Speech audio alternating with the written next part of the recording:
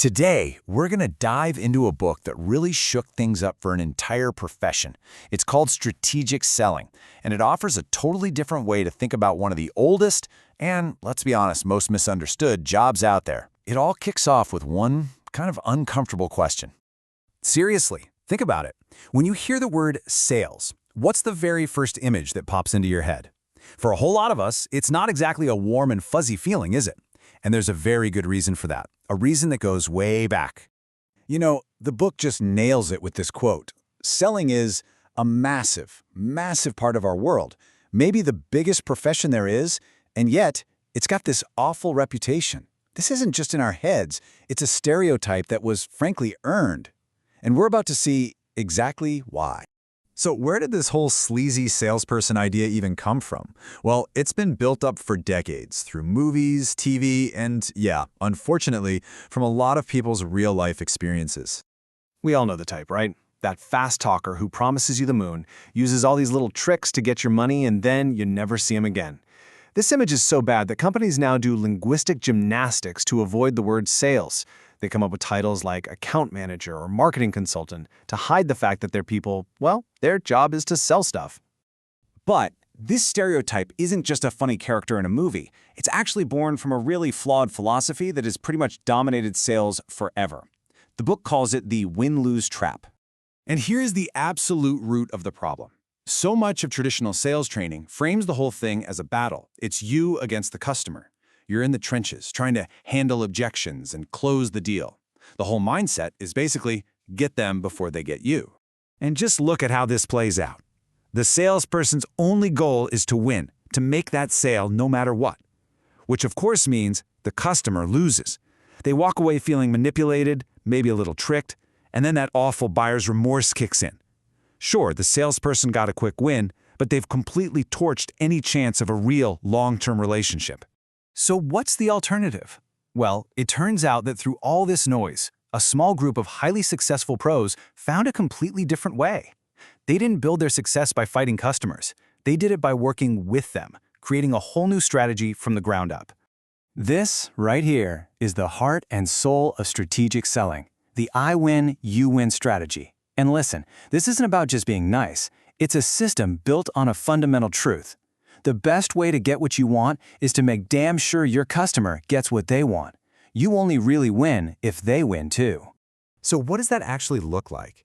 Well, a win-win professional isn't trying to push a product. They're trying to provide a real solution. They don't see an opponent across the table, they see a partner.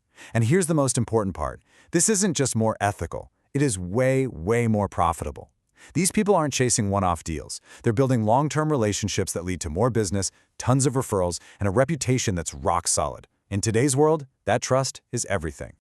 Okay, that all sounds great in theory, right? But how does it actually hold up in the real world, especially when the stakes are super high? Well, the book gives this perfect story of what happens when these two philosophies go head-to-head. Okay, so meet Ray and Greg. They're both competing for this huge, multi-million-dollar contract for a computer system. Ray is your classic, old-school relationship guy. Greg is the new-school strategic seller. Now, on paper, Ray had this deal in the bag. He'd been working this account for months. He played golf with the CEO. They were buddies. In his mind, he was already spending that massive commission check. But Greg wasn't focused on schmoozing the CEO. He had a system. He was quietly mapping out the entire organization, figuring out who really had the power, who had influence, and who had to sign off on the check. He was digging for the information that truly mattered. And here's the crazy twist. Greg found out that the CEO, Ray's golf buddy, wasn't the one with the final say. Nope.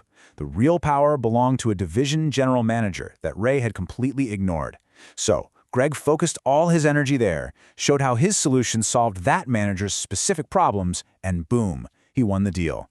Ray was left standing there, totally blindsided, wondering what on earth just happened.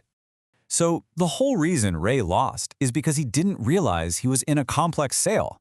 And all that means is any sale where more than one person has to give the okay before it happens. I mean, think about it. Any big purchase at a company involves the finance people, maybe the legal team, the IT department, the folks who will actually use the thing.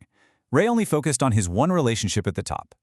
Greg understood that you have to find and satisfy every key player. You need a strategy, not just a friendly handshake. The story of Ray and Greg isn't just some random anecdote. It's a huge warning sign about what happens when you try to use yesterday's tactics in today's world. The book calls it future shock, this feeling that everything is in a state of constant, dizzying change. Technology, the market, what customers need, it's always shifting under our feet. And if you're just relying on the old, comfortable ways of doing things, well, you're going to end up just like Ray, left in the dust. And that brings us to the single most important idea in this entire book. Seriously, if you remember one thing from this, let it be this. Whatever got you where you are today is no longer sufficient to keep you there. Your past success means nothing about your future success. You have to constantly be learning, adapting, and strategizing just to stay in the game. So, that leaves us all with one final question to chew on, and this applies to everyone, not just people in sales. Are the methods you're using, the assumptions you're making, are they built for the world as it used to be?